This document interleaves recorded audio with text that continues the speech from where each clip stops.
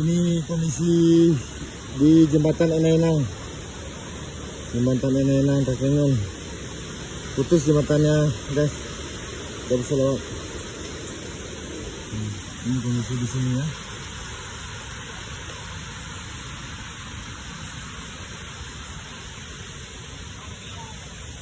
Kenapa kami pergi jalan kaki? Kami pergi jalan kaki dari keluarga kita.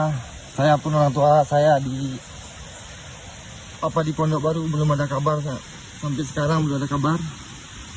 Orang lain pun ada yang balik jalan kaki udah selamat, alhamdulillah. Ini orang tua saya belum ada informasi apa-apa dengan putus total di sini, guys. Memang nggak ada cara.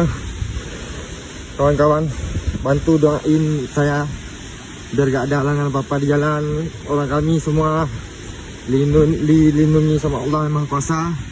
Berkat doa kalian semua ya.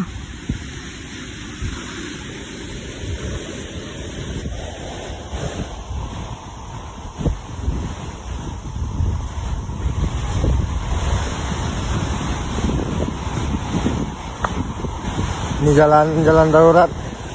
Alhamdulillah, walaupun jalan darurat kita bisa lewat juga.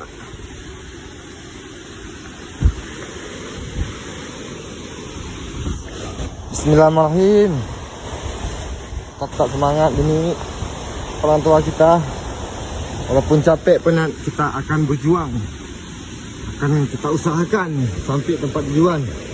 Amin ya rabbal alamin.